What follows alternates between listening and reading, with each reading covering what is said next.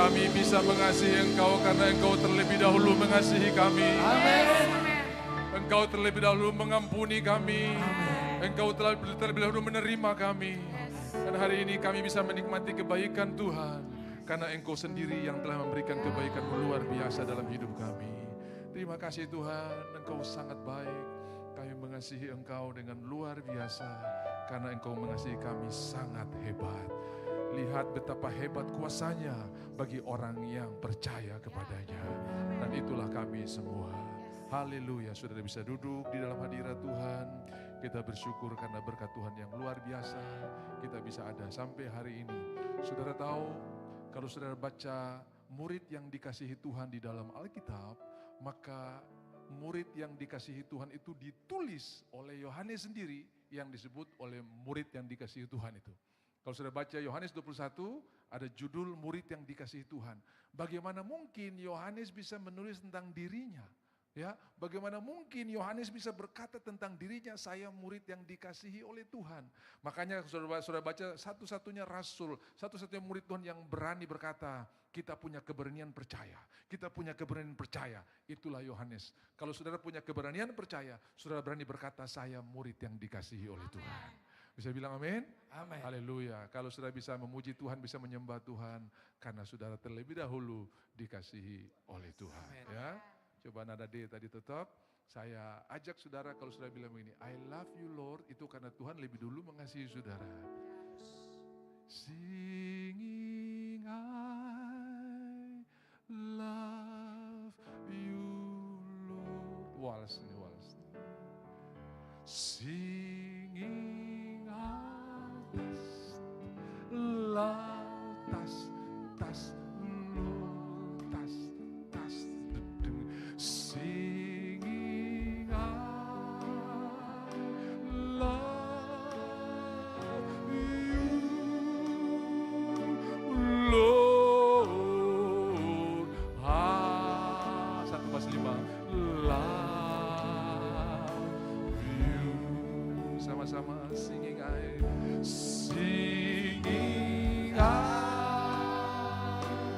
love you, Lord. Singing I love you, Lord. Singing I love you, Lord. Verse 15 ya. Ini lagu lama sekali saudara ya. In moments like this, I sing out the song. I sing out the love song to Jesus. Lagu lama sekali, bahkan mungkin saudara belum lahir, lagu ini sudah diciptakan saudara ya. Tapi saya mau kasih tahu, tiap kali saya menyanyi, aku mengasihi Engkau Tuhan, saya suka mengubahnya menjadi begini. Aku dikasihi Engkau Tuhan. Karena kalau saya bisa mengasihi Tuhan, karena saya telah terlebih dahulu dikasihi oleh Tuhan. Saya tidak bisa mengasihi Tuhan kalau Tuhan tidak mengasihi saya terlebih dahulu. Ya toh? Makanya saya suka nyanyi, aku dikasihi Engkau Yesus. Daripada kita menyanyi aku mengasihi Tuhan, berarti effort kita. Tapi kalau kita dikasihi oleh Tuhan, kita tahu kita pasti akan mengasihi Tuhan. Thank you. Tuhan memberkati, puji Tuhan. Puji Tuhan. Shalom saudara.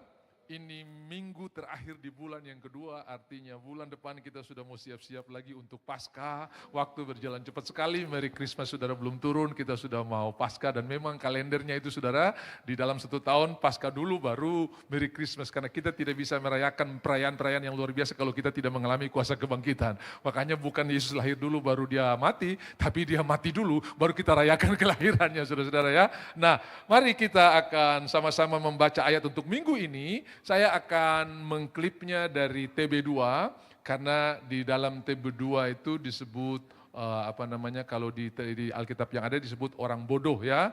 Kalau di sini orang yang tidak berpengalaman. Nah, Mazmur 135 119 ayat 130, firman-firman-Mu yang tersingkap memberi terang, memberi pengertian kepada orang-orang tak berpengalaman. Kalau di dalam terjemahan saudara, apabila firman-Mu tersingkap, maka ia akan memberikan pengertian kepada orang bodoh, begitu ya. Coba kalau kita baca dulu yang di Alkitab saudara, yang di tab saudara. Bila tersingkap, firman-firman-Mu memberi terang, memberi pengertian kepada orang-orang bodoh. Nah, dalam TB2 disebut orang-orang yang tak berpengalaman. Terima kasih buat kehadiran saudara, dan sekali lagi saya sekarang mulai lebih intens lagi membawa Alkitab kertas. Saya kemarin pelayanan di Jakarta, hampir semua sudah menggunakan elektronik, saudara-saudara ya. Nah, ada beberapa alasan yang perlu saya sampaikan hari ini buat saudara, yaitu pertama, ini bisa menjadi penginjilan verbal. Artinya waktu saudara pegang Alkitab pergi ke gereja, orang-orang yang malas ke gereja bisa bertobat walaupun saudara tidak kasih ayat, cuma lihat, aduh ya saya selamat ibadah. Itu penginjilan verbal, saudara belum kasih Yohanes 3:16, saudara belum ajak dia beribadah, hanya lihat dia pegang Alkitab, itu sudah menjadi satu dorongan bagi orang lain untuk datang mencari Tuhan. Yang kedua, ketika saya upgrade iPhone saya ini ke iOS 17.2.1, sekarang sudah 17.3 saudara ya. Tiba-tiba dari provider, dari perusahaan Apple ini memberikan saya bonus aplikasi namanya Jurnal. Saya kaget loh, saya nggak pernah download, saya nggak pernah unduh, kok bisa ada, kok bisa masuk. Saya kaget loh kenapa ini saya punya halaman bertambah, karena ada satu aplikasi namanya Jurnal. Walaupun sampai hari ini saya belum pakai karena itu mencatat kegiatan kita, bisa juga mencatat jadwal kita, bahkan kegiatan-kegiatan kita sepanjang hari itu bisa juga, itu di Jurnal itu. Lalu saya berpikir, privasi saya yang selama ini harus atas izin dan atas persetujuan saya untuk sesuatu yang baru masuk ke dalam saya punya gadget, sekarang sudah tidak berlaku lagi. Karena dia bisa kasih masuk aplikasi tanpa persetujuan saya, tanpa saya unduh. Kalau masih sekarang ini Jurnal ya it's okay lah. Tapi lama-lama saudara, tanpa kita ketahui, satu kata dalam Alkitab bisa dirubah kalau kita tidak pernah baca yang asli. Makanya saya selalu bawa ini sebagai pembanding. Jangan sampai ada kalimat atau ada kata yang sengaja dirubah tanpa kita ketahui. Karena sekarang dia bisa masuk ke areal privasi kita tanpa izin kita. Jadi dunia cyber sekarang ke depan saudara tidak punya hak 100% lagi atas barang-barang milik saudara. Coba saudara lihat sekarang metode transfer saudara ya, selalu ditanya untuk apa? Pembelian kah, investasi kah? Ini uang saya mau bikin apa? Tapi saudara kebebasan kita sudah lagi tidak ada. Di Australia ketika orang mau tarik uang di bank dengan jumlah yang besar, dia harus isi form. Untuk apa? Sampai orang itu bilang, lah ini kan saya punya uang. Lu mau tahu saya mau bikin apa kah? Terserah. Tapi Pak ini peraturan sekarang. Nah saudara bisa lihat area-area privasi kita sekarang hampir sudah tidak terjamin lagi aman. Itu sebabnya hanya di dalam Tuhan kita mendapatkan keamanan. Hanya dalam Tuhan kita bisa mendapatkan perlindungan. Artinya saudara-saudara jangan sampai satu waktu saudara akan, ini orang bisa jebol data kita, bisa jebol kita punya rekening sekarang ini dengan mudahnya ya. Makanya begitu ada yang kirim undangan pernikahan, bahkan yang benar pun langsung dihapus saudara-saudara ya. Aduh, kenapa? Karena awas itu nanti begitu kamu download habis nanti ini ada pengalaman orang sana sini. Nah, saudara-saudara bisa lihat bahwa begitu banyaknya orang yang takut tentang dunia cyber ini, tapi saya mau berkata buat saudara, memang jauh sebelum ini terjadi, Alkitab sudah mengatakannya. Alkitab sudah memberitahunya. Jadi tolong jangan lupa bahwa juga sebagai pembanding, ya, oh ya betul ayat ini belum berubah. Satu waktu kalau dia berubah kita, ini dong serupa dia punya kata ini. Karena tiap hari saya pegang yang aslinya, ya. Jadi bisa jadi pembanding dan saya sarankan sekarang Lembaga Alkitab sudah menerbitkan Alkitab TB2 ya.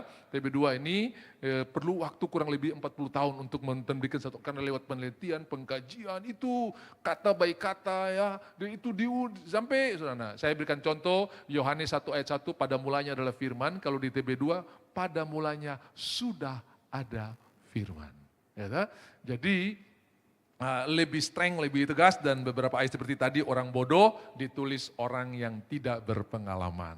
Memang saudara-saudara Alkitab kalau mengacu kepada orang bodoh itu bukan tidak pintar matematika, bukan tidak pintar administrasi. Mungkin yang paling jago administrasi bisa dipandang orang bodoh ke dalam pandangan Alkitab. Kenapa? Orang yang hanya mendengarkan firman Tuhan dan tidak melakukan ini pun disebut orang bodoh. Apalagi yang tidak dengar dan tidak, ya, otomatis dia tidak bisa melakukan. Saudara bisa lihat ada orang yang punya perusahaan hebat di Alkitab, dia bisa ekspansi perusahaannya luar biasa. Dia bangun sana, bangun sini, lalu Tuhan berkata, hei bodoh, malam ini jiwamu akan diambil. Secara administrasi, secara kemampuan, dia punya kemampuan administrasi dan kemampuan entrepreneur yang luar biasa, di mana dia bisa ekspansi usahanya di mana-mana, buka cabang berhasil semua. Tapi ternyata di mata Tuhan, dia adalah orang bodoh karena dia tidak melakukan firman Tuhan. Nah, hari ini kita akan belajar bagaimana kita melatih diri untuk beribadah. Sebuah surat yang dikirim oleh Paulus kepada anak didiknya Timotius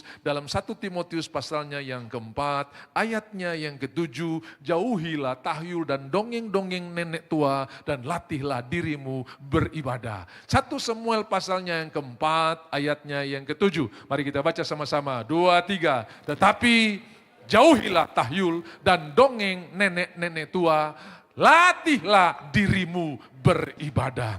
Saudara, kenapa Paulus tulis ini padahal dia ada di dunia yang berbeda dengan kita? Karena setiap bangsa, setiap suku, setiap daerah punya tahyul, punya dongeng tersendiri. Jangan pikir Eropa yang begitu hebat, modern, euronya begitu mahal, nggak punya tahyul. Punya, saudara. Saya baca orang-orang Eropa itu paling takut lihat binatang warna hitam. Karena jarang sekali mereka lihat kucing hitam. Sebab di sana hampir semua putih untuk membuat kamuflase terhadap musuh. Beruangnya putih, saudara-saudara, beruang kutub. Makanya kalau mereka lihat ada satu yang aneh daripada yang biasa, dianggap ini bahaya. Dia mau pergi ke kantor, begitu buka pintu di depan ada kucing hitam. Aduh, ini tanda sial. Ini Eropa, saudara ya. Saudara-saudara, di Jawa orang menghindar sekali untuk tabrak kucing. Jadi kalau ada kucing menyeberang, semua mobil akan berhenti. Dia bisa bikin kemacetan kalau di Jawa. Tapi di Manado, dia di pinggir jalan jauh pun terancam dia. Kenapa? Karena itu makanan yang enak, saudara-saudara ya. Jadi saudara-saudara, jauhilah. Sebab apa saudara perlu menjauhi ini? Tahyul di Yunani tidak berlaku di Papua. Tahyul di Papua tidak berlaku di Jawa. Tahyul di Medan tidak berlaku di tempat lain. Tetapi Alkitab berkata, firman-Mu berlaku di seluruh bumi. Dimanapun, di suku bangsa manapun, firman Tuhan tetap berlaku. Makanya kita perlu jauhi itu, saudara. Apa yang kamu percakapkan sementara kamu berjalan, kadang-kadang kita percakapkan barang yang terpenting. Bapak, kemarin saya lihat di mata kepala ini, itu orang berdiri di lingkaran api. Siapa? Dia sudah mati 5 hari lalu, tapi saya lihat dia berdiri di sana. Itu tahyul, saudara-saudara. Kenapa? Tidak ada hubungan antara orang hidup dan orang mati. Kami ini punya kepercayaan. Kalau ada orang meninggal, hari ketiga itulah hari terakhir dia meninggalkan bumi. 1, 2 tuh masih gentayangan, 3 tuh pamitan, saudara-saudara ya. Jadi kami kumpul di satu rumah atau keluarga yang besar, lalu kita mulai tunggu-tunggu. Kalau sudah ada bau deklonya, dia sudah datang. Lalu di belakang sudah bunyi krung-krang, itu dia lagi sibuk di depan. Padahal kucing lewat, tikus lewat. Kita bilang orang itu datang, saudara-saudara ya. Itu kepercayaan cukup lama sampai kebenaran firman Tuhan tersingkap. Tidak ada hubungan antara orang hidup dan orang yang mati. Satu waktu Daud bergumul tentang anaknya yang sakit yang dilahirkan oleh Batsheba. Dia pergi ke rumah Tuhan bergumul, berpuasa. Sampai beberapa hari kemudian anak ini meninggal. Lalu orang-orang takut memberitahukan kepada Daud. Karena jangan-jangan dia mengapa-apakan dirinya. Karena waktu sakit saja dia begitu susah. Apalagi kalau dia tahu sudah mati. Sementara mereka berdiskusi soal itu, Daud lihat mereka bicara-bicara. Lalu dia tanya, sudah meninggalkah anak itu? Dan mereka berkata, iya. Dia berdiri dari pergumulannya, dia pergi meminyaki rambutnya, dia suruh atur meja, dia makan, dan dia pergi bersyukur ke rumah Tuhan. Lalu mereka berkata, apa gerangan yang kau perbuat ini Daud? Waktu dia sakit kau bergumul, ketika dia mati kau minyaki rambutmu seolah-olah tidak ada apa-apa. Dan Daud berkata begini, dengarkan. Bukan dia yang akan datang kepada saya, tapi saya yang akan pergi kepada dia. Artinya bukan orang mati yang datang kepada kita, tapi kita nanti akan pergi kepada orang-orang yang sudah mendahului kita. Apabila tersingkap firman-Mu, maka kita diluputkan dari banyak kebodohan, kita diluputkan dari banyak hal-hal yang salah. Bisa bilang amin? Bahkan saya mengingat ada beberapa gereja yang ketika menguburkan orang mati, mereka suka mengurapi mayat. Bukan karena meniru Yesus punya mayat diurapi, bukan saudara-saudara ya. Tapi mereka berdoa, Tuhan ini wajah yang kau ciptakan, tidak dipakai oleh iblis untuk menakut-nakutin orang lain. Karena wajah kita ini hasil karya Tuhan toh. Iblis suka pakai untuk, dia berdiri di sana. Padahal tidak ada apa-apa. Ketika firman-Mu tersingkap, kita tidak perlu takut lagi. Itu tipu. Bukan dia. Karena tidak ada hubungan antara orang yang hidup dan yang mati. Saya ini karena diajar seperti itu, sampai saya bertobat pun masih ketakutan. Satu waktu gereja di mana saya terlibat itu ada orang meninggal dan disemayamkan di sana. Lalu begitu dikuburkan, saya punya giliran tuh tiap pagi jam 5 harus datang kasih hidup keyboard karena tiap pagi itu ada namanya biston. Biston tuh doa pagi sudah ya. Jadi sebelum jam 5 saya sudah masuk dulu. Setengah 5. Nah, apa yang saya lakukan? Ada anjing di pastori yang saya suruh, kau masuk duluan. Kalau ada setan pasti kau bergunggung kan? Karena orang percaya, ada anjing menangis, itu dia ada berdiri di sana. Jadi saya kasih masuk anjing dulu. Anjing itu diam-diam saja, saudara-saudara ya. Nah, biasa kalau malam-malam, itu dia lagi lihat ada orang itu, saudara. Kita ini terlalu banyak percaya tahyul, saudara-saudara ya. Haleluya. Jadi saya juga sempat terjebak di situ, saudara. Sampai satu waktu anjing itu hilang. Saya bilang, siapa saya mau harap lagi untuk lihat setan ini, saudara-saudara. Akhirnya ketika kebenaran ini tersingkap, saya maju tanpa ada apa-apa. Karena saya tahu tidak ada hubungan antara orang yang hidup dan yang mati. Karena iblis ini berusaha menakut-nakutin kita dan dia melakukan apa yang kita percayai. Gitu kan? Dia nggak punya, dia cuma. Nah, jadi Bapak Ibu yang dikasihi oleh Tuhan, jauhilah tahyul. Jangan jauh, saudara. Beberapa waktu yang lalu kami mengadili, atau kami, ini namanya sinkritisme. Sinkritisme ini menggabungkan antara kepercayaan-kepercayaan yang tahyul itu dengan firman Tuhan.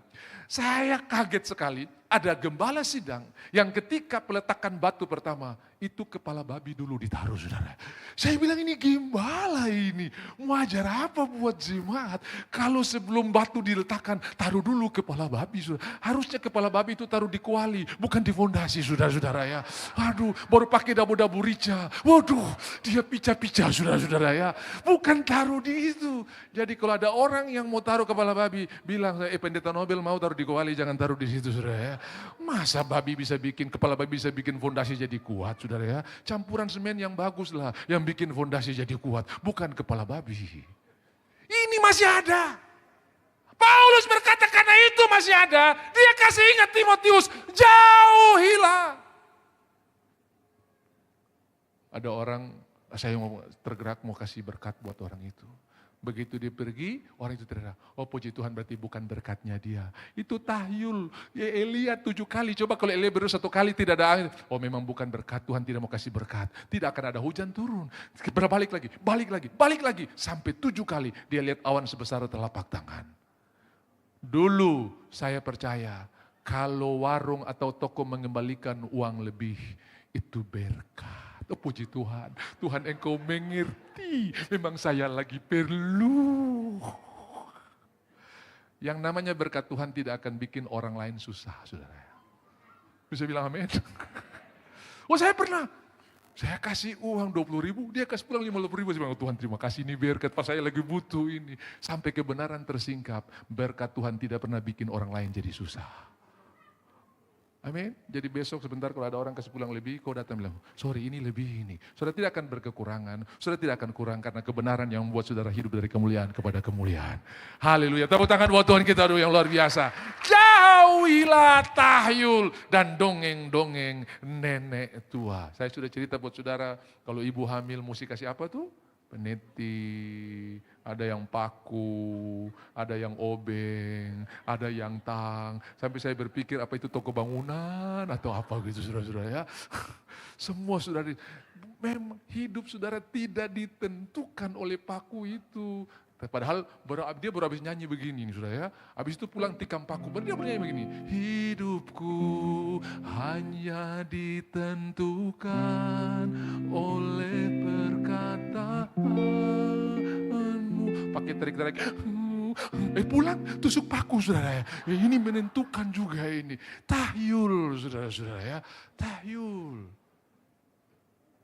Saya punya saudara-saudara dulu ngajar. Om saya itu pegawai negeri yang pertama kali punya motor dinas. Dan kami keluarga besar, ini motor ini jadi piala bergilir. Berebut semua sahabat. Jadi bagaimana caranya kita bisa dapat mobil ini? Hanya pada waktu dia tidur. Jadi dia bilang begini, kalau mau dia tidur sono atau tidur sedap, ambil batu lempar 3 kali. Ternyata begitu batu ketiga dia bangun, saudara-saudara. Tahyul. Kita masih percaya barang-barang itu. Ya toh? Biasa kalau lewat di kubur, gitu kan. Apa? Permisi Pak. Coba dia yang di bawah bilang, iya silakan.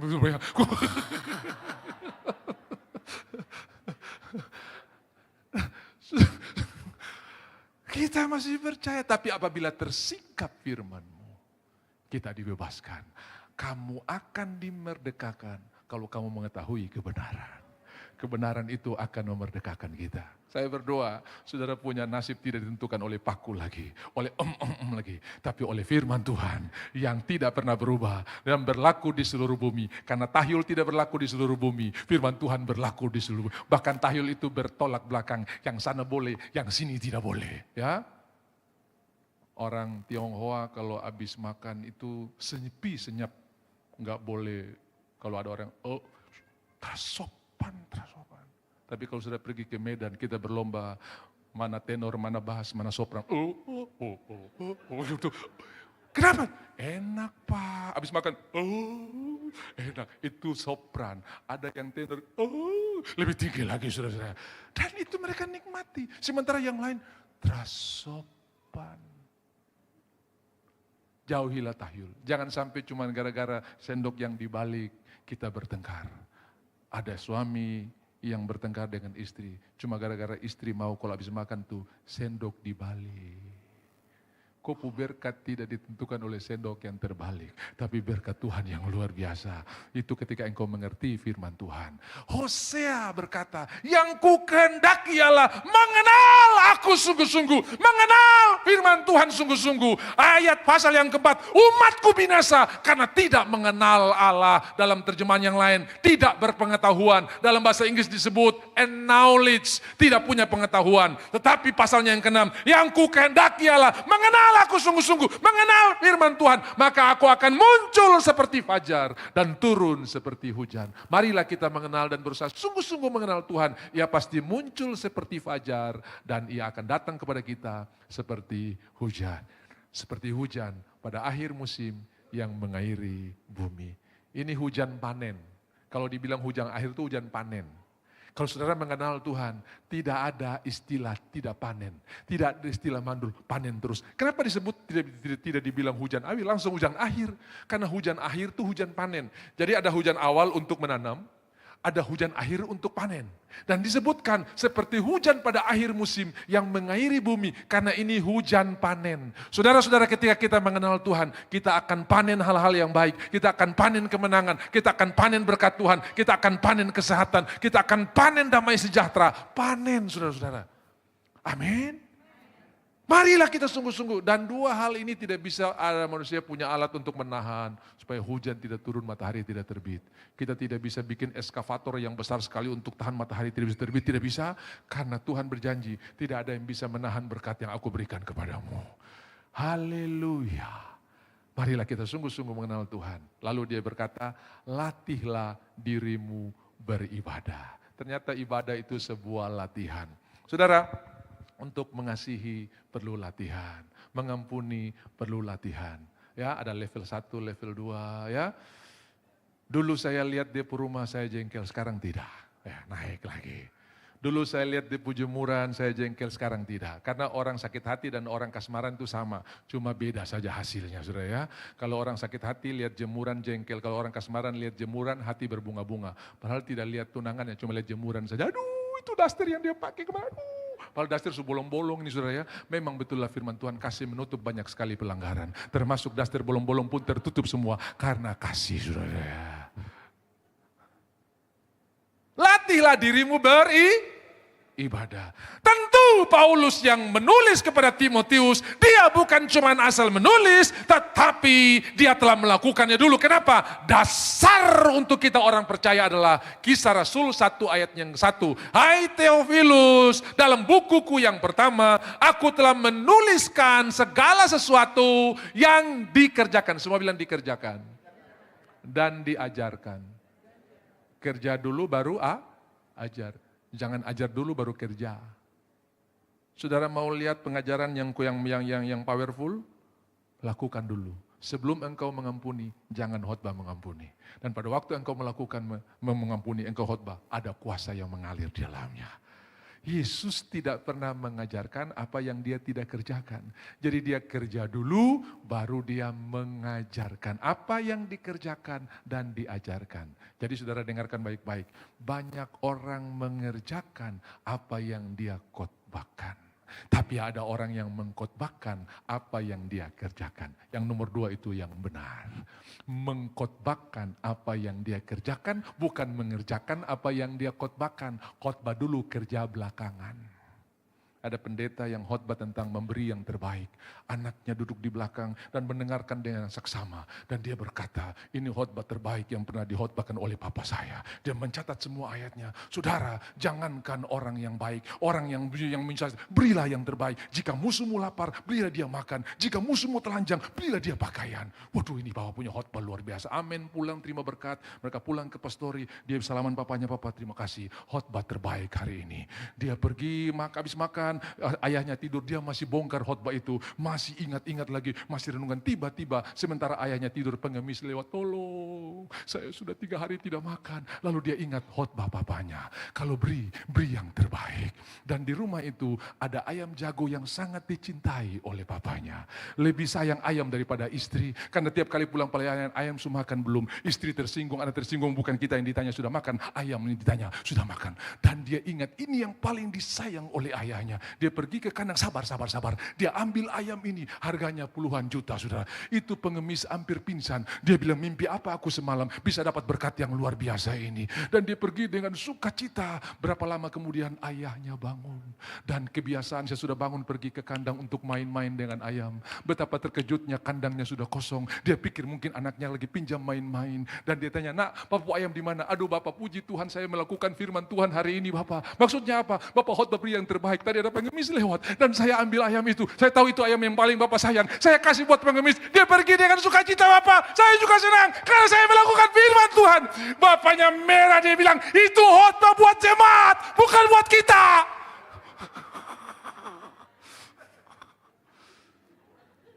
Berarti dia mengerjakan apa yang dia khotbahkan, bukan mengkhotbahkan apa yang dia kerjakan. Yesus punya kurikulum, kerja dulu, praktek dulu, baru ngajar. Jangan suruh anak-anak saling mengasihi kalau saudara tidak saling mengasihi. Jangan suruh mengampuni kalau saudara benci tetangga. Papa saja marah cuma daun satu jatuh di tengah halaman, papa marah sampai baru jangan baku melawan nih. Terhadap kuasa. Jadi kerjakan dulu, baru ajarkan. Nah, bagaimana Paulus mengajarkan Timotius, latihlah dirimu beribadah. Coba kita lihat, Paulus ini pernah berselisih di dalam Kisah Rasul pasal 15 ayat 37 mulai, dia berselisih dengan Barnabas gara-gara Yohanes yang disebut Markus. Jadi, Barnabas ingin membawa juga Yohanes yang disebut Markus, tetapi Paulus bilang jangan. Paulus dengan tegas berkata bahwa tidak baik membawa serta orang yang telah meninggalkan mereka di Pamfilia dan tidak mau turut bekerja bersama-sama dengan mereka. Yang tidak mau kerja sama, ini yang kayak begini, ini buang saja, terlaku. Terjadilah perselisihan yang tajam. Ayatnya yang ke-39, hal itu menimbulkan perselisihan yang tajam. Saya percaya saudara pernah berselisih, saya juga pernah berselisih, tapi kita tidak hidup dalam perselisihan. Saudara mungkin pernah marah, tapi kita tidak hidup dalam kemarahan. Saudara mungkin pernah jengkel, tapi kita tidak hidup dalam kejengkelan. Saudara mungkin pernah sakit hati, tapi kita tidak hidup di dalam sakit hati. Paulus berselisih tajam dengan Barnabas. Tapi apa yang dia lakukan? Dia latih dirinya untuk beribadah. Aku mengasihi kau, aku mengampuni. Sampai dia tulis juga kepada Timotius, ini loh, saya suruh kamu berlatih, saya juga melakukannya. 2 Timotius 4 ayatnya yang ke-11. Perkamenku jangan lupa bawa. Lalu dia bilang begini, jangan lupa bawa Markus. Hanya Lukas yang tinggal dengan aku. Jemputlah Markus. Siapa itu Markus? Yang bikin masalah. Yang bikin dia berselisih dengan Barnabas. Yang bikin dia dengan Barnabas putus hubungan. Bawa juga Markus kemari. Karena pelayanannya penting bagiku. Saudara mungkin pernah berselisih. Tapi jangan hidup dalam perselisihan. Latihlah dirimu beribadah. Sampai satu waktu saudara akan berkata, kopu pelayanan penting buat saya. Bapak, dia itu dulu pernah bikin susah deh. Tidak, saya latih diriku untuk beribadah. Mengampuni sebuah latihan. Dan Paulus ketika tulis latih, dia sendiri sudah melakukannya. Dia sendiri sudah mengerjakannya. Memberi juga sebuah latihan. Sampai saudara sampai di satu tahap di mana apa yang ada padaku adalah pemberian Tuhan. Saya belum sempurna, tapi sampai hari ini saya melatih. Tiap ada berkat yang saya terima, saya tanya, Tuhan, ini untuk siapa? Bagi orang ini. Saking asiknya bagi, kemarin waktu saya di Jakarta, saya tidak sadar kalau saya sudah sampai di saldo minimal. Anda tidak bisa melakukan transaksi ini karena saldo Anda tidak cukup. Aduh, saya bilang Tuhan haleluya. Aduh bagaimana nih.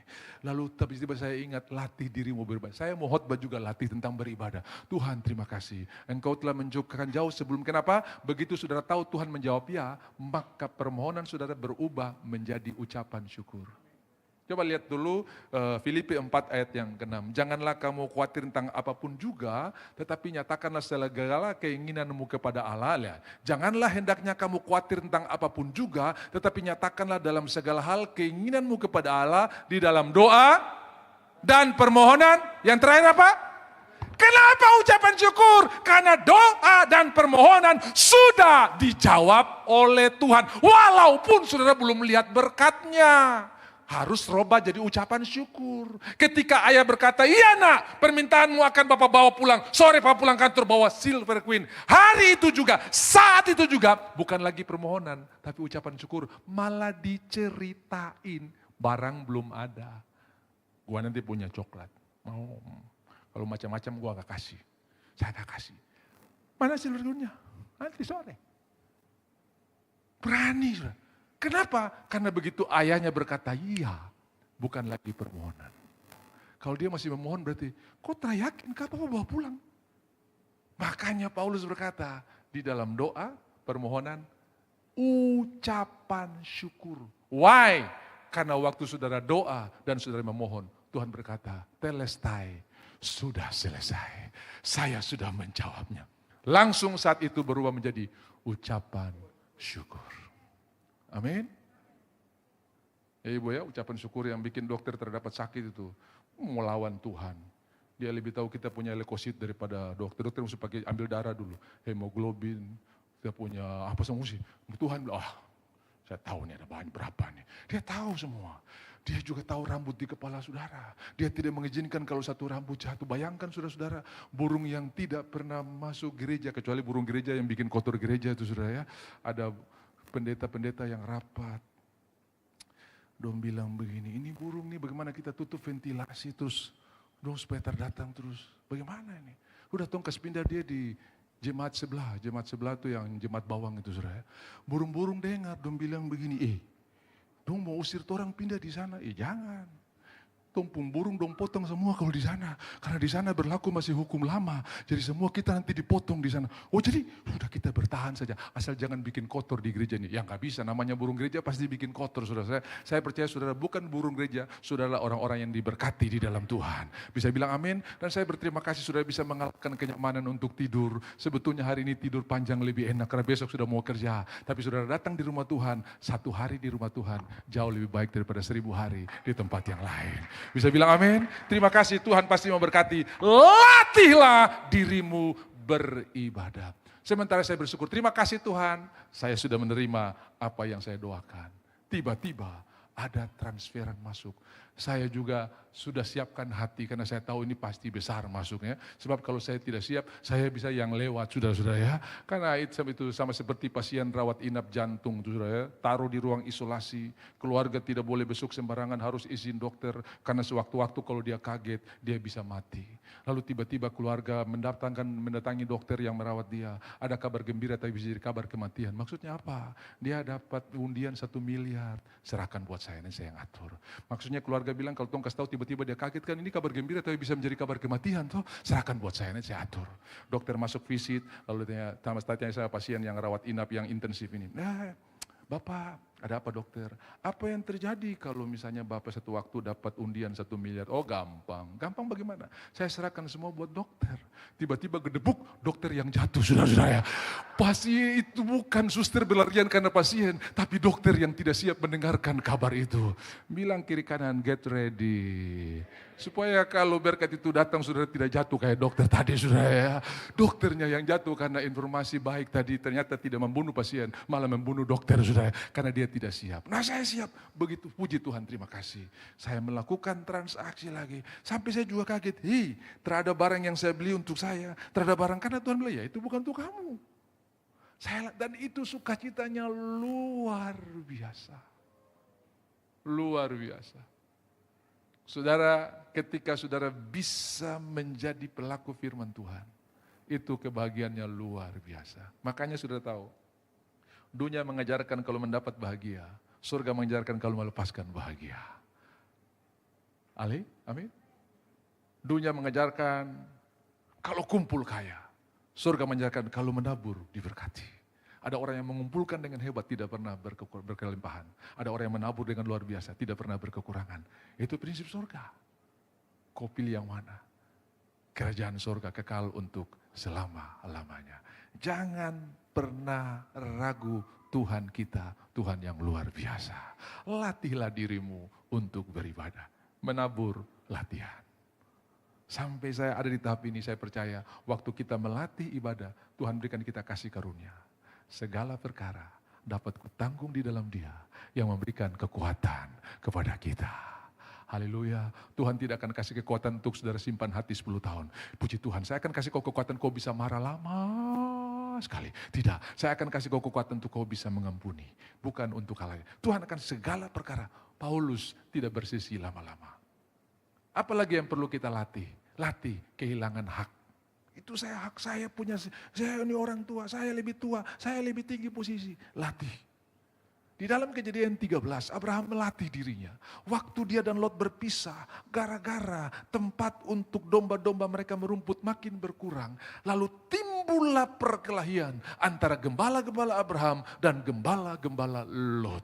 Ketika Abraham mendengar hal ini, dia berkata kepada Lot, jangan ada perselisihan di antara kita. Yesus berkhotbah dalam Matius pasal 5, berbahagialah orang yang membawa damai, karena mereka akan mewarisi bumi.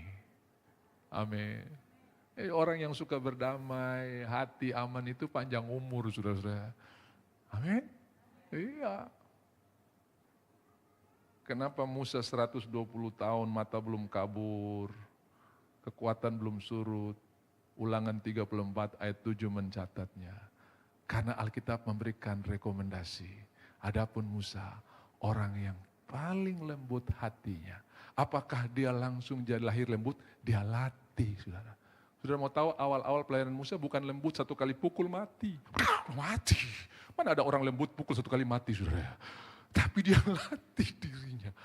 Emangnya Tuhan cuma bisa bicara lewat kau saja? Musa ingat, kalau saya jaga kau di sungai Nil, buaya sumakan kuda Nil sungguh habis kau. Saya yang amati terus ini, saya yang jaga terus, saya juga yang lapor, minta inang untuk menyusui kau. Jadi ingat saudara, orang yang lebih banyak membanggakan perbuatannya, gampang mundur. Tapi orang yang membanggakan perbuatan Tuhan dalam hidupnya, selalu kuat menghadapi tantangan. Itu kalau bukan saya itu. Ini orang cepat game over, tiba-tiba hilang dari persekutuan. Kenapa? Orang yang membanggakan kekuatannya, effortnya, perbuatannya, selalu mundur lebih dulu. Di mana Petrus waktu Tuhan disalib? Mundur. Di mana Yohanes? Di kaki salib. Semua mundur, Satra mundur. Dia nomor satu yang mundur. Dia nomor satu yang menyangkal. Jangan bangun ibadah saudara di atas effort dan kekuatanmu. Tapi bangunlah di atas anugerah Tuhan yang luar biasa. Bisa bilang amin? Saudara-saudara, Abraham ngerti dia perlu latih. Ini ponakan terlaku ini, saya tendang kue. Tapi tidak saudara. Yang saudara baca Alkitab, Alkitab jelas sekali memberikan gambaran yang jelas bahwa bukan Abraham yang membawa Lot. Tapi Lot mengikuti Abraham. Pertama Terah yang bawa, lalu itu Terah mati, lalu Lot mengikuti. Mungkin dia nanya, gimana? Lu mau tinggal di sini? Saya mau ikut paman. Oke. Jadi bukan Abraham yang bawa, dia yang ikut. Sudah ikut bikin masalah lagi. Ya Bapak, ini orang ini kalau saya yang bukan saya yang kerja, dia terjadi apa-apa baru kerja, sombong lagi. Dia macam kacang lupa kulit. Yang namanya kacang lupa kulit itu di mana-mana banyak. Tapi kita bisa latih diri kita untuk tetap mengasihi orang-orang yang kacang lupa kulit ini. Buktinya Abraham. Lot, silakan engkau pilih ke kiri atau ke kanan. Kau pilih duluan. Di manakah hak Abraham sebagai paman? Hilang. Di manakah hak Abraham sebagai orang yang mendengar suara Tuhan? Dipinggirkan dulu. Dan orang yang paling bahagia adalah orang yang melatih dirinya kehilangan hak. Saudara lagi bawa mobil tiba-tiba orang minggir aja, silahkan. Ada pernah saudara bahagia langsung sudah tancap gas, baku tanding siapa punya lebih kencang. Tiba-tiba tabrak tiang listrik, dua-dua dua celaka tadi di entro tabrak tiang listrik. Saudara-saudara, tidak ada orang yang bahagia dengan mempertahankan haknya. Silakan. Kenapa? Kita kadang-kadang suka underestimate orang. Makanya kita perlu latih pikiran kita juga untuk beribadah. Kalau ada orang tidak menyalami kita, selalu kita berpikir jelek, pasti dia tersuka saya. Padahal belum tentu. Latihlah dirimu beribadah. Paulus memberi nasihat, semua yang baik, semua yang benar, semua yang mulia, semua yang sedap didengar dan patut dipuji, pikirkanlah semuanya itu. Filipi 4 ayat yang ke-8. Lalu ayat 9, akibat dari kita latih pikiran kita untuk beribadah.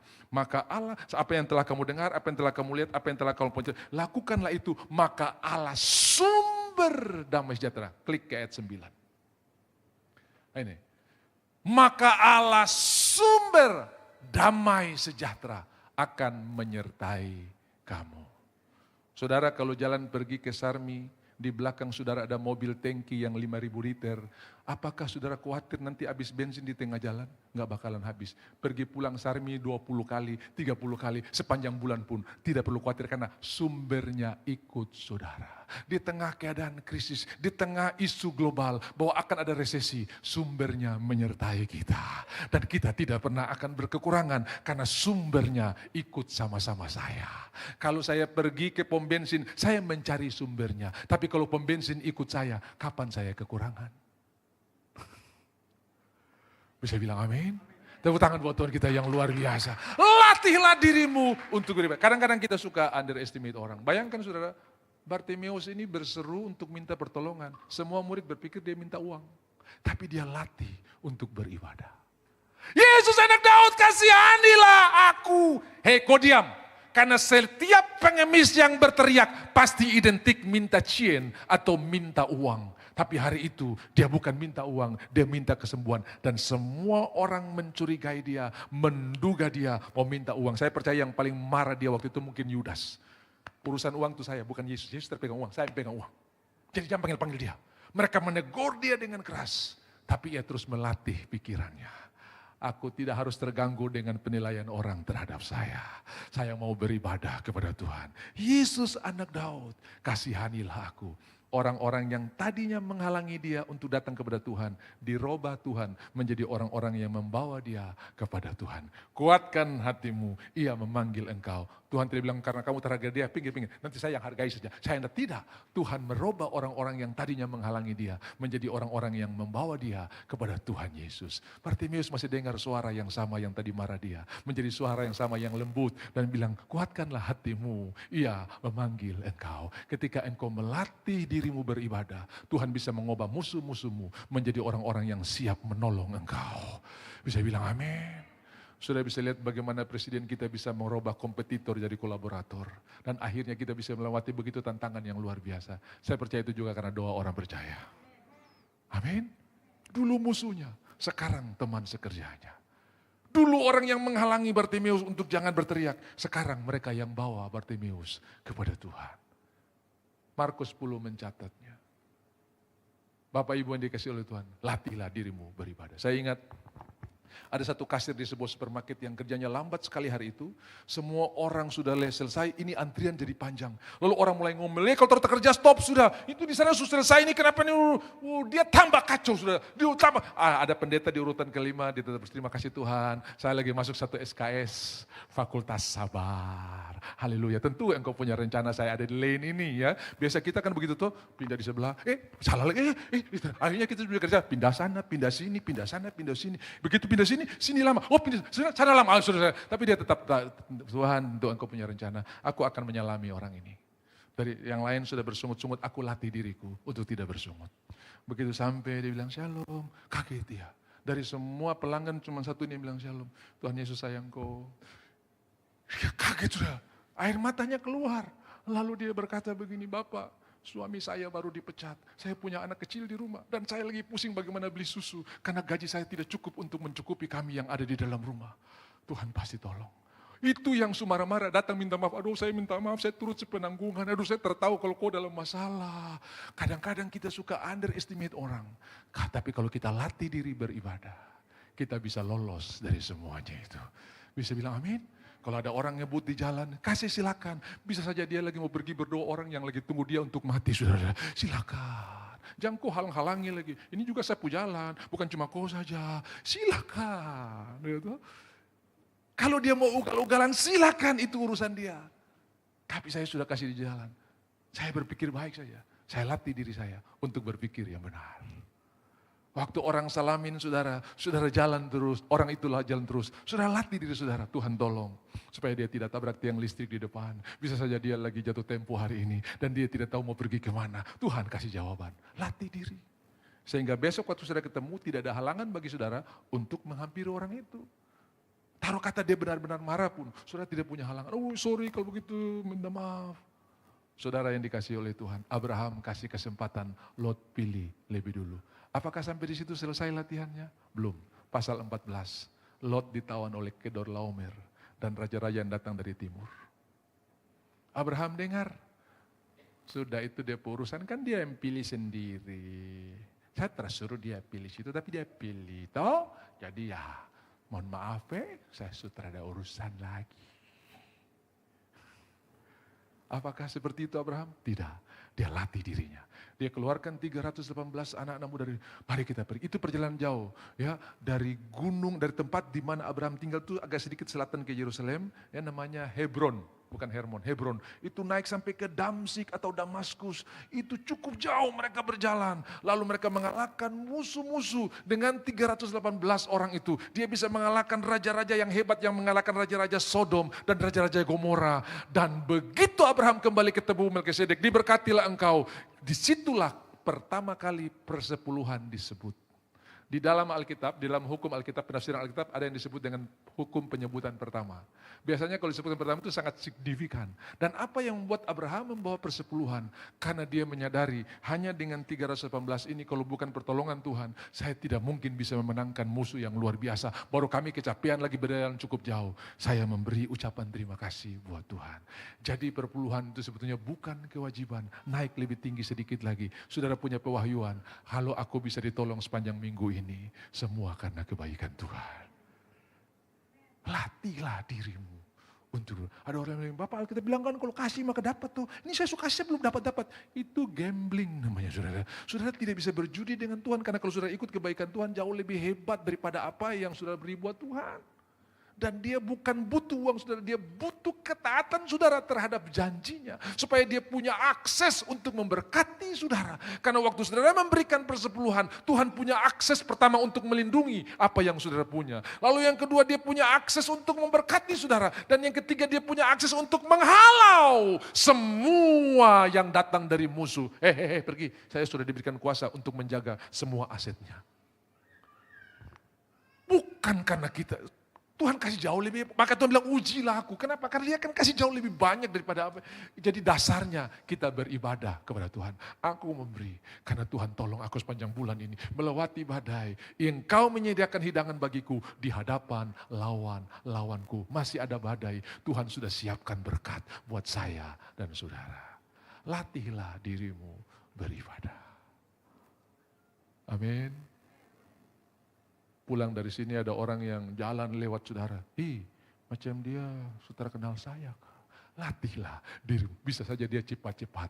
Karena ada telepon mendadak. Sampai teman dekat pun dia sudah gak salam. Latih. Kalau sudah latih ini.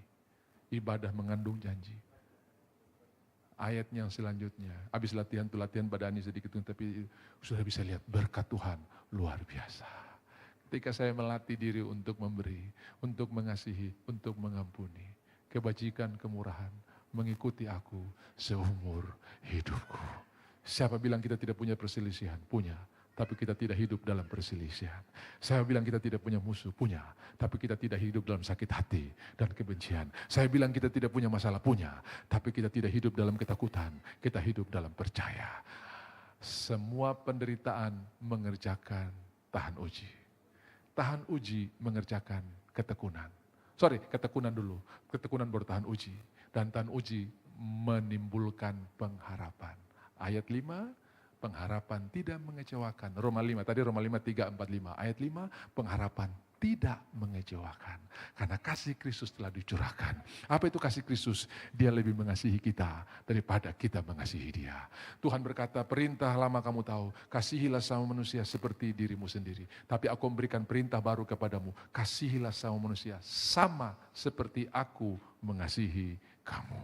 Ampunilah sama seperti aku telah mengampuni kamu. Bagaimana Tuhan mengasihi kita? Dia lebih sayang kita daripada sayang dirinya. Buktinya dia mati di kayu salib bagi saya dan saudara. Yang paling terakhir, kunci untuk saudara bisa latihan dengan menang.